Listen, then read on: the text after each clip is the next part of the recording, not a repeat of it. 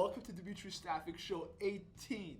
And today we have on Kenny Powell, a cybersecurity professional. Thank you for having me, Dmitry. You're welcome. Thanks, man. And today we're going to be talking about cybersecurity and your success with YouTube, because you're also known as Midnight Man on YouTube. Yep. So I guess let's start this way. Can you tell us about how you and I met? Oh, yeah. So we originally met when my girlfriend worked here over the summer. She met Dmitry. Dmitry was in need of some help just revamping his YouTube channel. So that's how she introduced me to you. And we just kind of worked together. We figured out what you needed to make your channel on, to the next level. So we added in some custom thumbnails, custom channel art, and just revamped and organized it and as a whole. So that way, when new viewers come to your channel, they know what to see and they can find videos to watch from you. And here we are today doing a little interview video, here. Yeah. Yep. So cybersecurity. You are also in the cybersecurity field, right? Yep. So tell us how you got into that and what interested you in that. Right, so cybersecurity, that's pretty much my main gig at the moment. So I originally got into that after completing my 5-year degree at Drexel University. I got my degree in information technology. So from there, I did have a couple cybersecurity related courses. Not all of them were cybersecurity related, but I took some sort of interest in those. I also wrote like a paper or two on the topic as well when it came to just information security and privacy, about how we should protect our data the best that we can, because it's our personal data. It's important to us. And that helped me get a few internships, and I had the most success and I think the most fun in the cybersecurity internship that I had as a consultant. And I just kept going from there. I worked in the data protection field, as well as endpoint network security, using the endpoint console, and I think that helped me a lot and just furthered my development from there. Cybersecurity is hot right now. It is. The field is growing, and all my clients are asking about helping find cybersecurity analysts, engineers. How do you see the cybersecurity market evolving? Oh, it's gonna keep evolving. It's already very big. I mean, just think about a company. They want to protect all their assets as much as they can. So if you have malicious actors out there and threats that could attack the network of a company, that could bring it down. It could make them lose millions of dollars. And it's something very important that needs to be implemented into a good company. Some of the other things that I see kind of evolving in the future when it comes to cybersecurity are when it comes to information, the IoT devices, so Internet of Things. Yeah. So that could be your microwave, an oven, it could be a light, it could be a pacemaker, heart rate monitors. All those things are connected to the internet, and a lot of those things are not as secure as they should be. So someone could stop a person's heart. Yeah, if they wanted, all they have to do is blast out a malicious signal, and it could just wipe out a heart rate monitor that needs to keep somebody alive. Those things are super important. Something else is like the MITRE ATT&CK framework. So if you don't know about that, it's just a collection of techniques and tactics that malicious actors or hackers will use. So that's something that the good guys can use to learn how to better protect their assets better, especially if they're working with a client. Do you think it's good to first be a bad guy or learn how to be a bad guy before is that something you learn in school, like how to do an attack? Is that important to be a cybersecurity? I mean, not every part of cybersecurity you'll have to be the bad guy. Like in my end, like for what I do, I'm more of a person who just protects in my area of cybersecurity.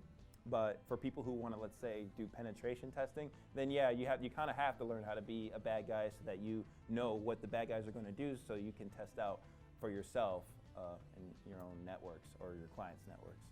What skills should recruiters such as myself look for when sourcing cybersecurity professionals such as you, Kenny? It really comes down to the position. There's a lot of different areas of cybersecurity you can go in, just like penetration testing or cybersecurity monitoring or governance compliance. There's a lot of different areas, but depending on that area, you'd want to just look for how much experience do they have in there. Do they have like skills maybe from college that they gain, or just from general work experience, like I just mentioned. Something else you can also get are certifications. So there's certifications you can get in SANS and also CompTIA. which they have Sec Plus and Net Plus that you can use, so you can gain additional information and knowledge that way, and pass those exams or go to those conferences that they have. But I'd say those are really the most important things. So you're saying if they have the experience and if they have the certifications, that's the best way to know if the person has the skills to do the job. Yeah. Oh yeah, absolutely. Yeah. If they have all those things, and that's definitely like a home run hit, especially if it's what they're interested in going into. Yeah. And, and just having a general background in those fields as well can help you with if you're trying to move around in different areas of cybersecurity. Become expert in various. Yeah. Oh yeah, for sure. And there's a lot of different certifications you can get out there, so you can move around if you want and learn different things. Yeah. Now let's switch topics. Let's go into YouTube. So, how did you get started on YouTube? I originally started out with that when I was watching some gameplay videos online with people in the face cam, and they just seemed like they were having a lot of fun and just gaming and posting it up, and then being able to talk with people in the comment section and just kind of get a little bit of a mini community that you're over. I thought that was really cool, and it's something that I wanted to grow for myself.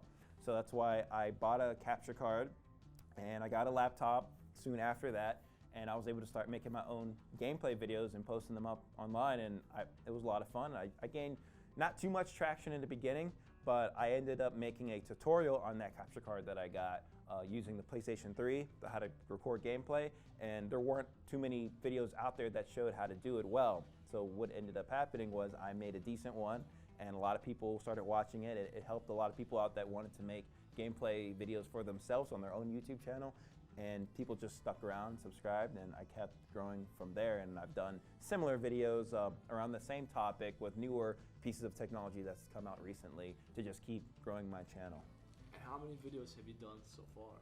Well, I think I haven't looked at the number recently, but I believe it's about over 500 videos total at this point, but I have about a little over 200 that are live right now, because I felt like there was just too much on the channel at one point, that it was just all over the place, and I wanted to really slim it down and really structure what I was doing on the channel. So I think I have a good idea of what it is now. There's not so much just stuff out there, and I like the way it is. And you have a video that got over 1 million hits.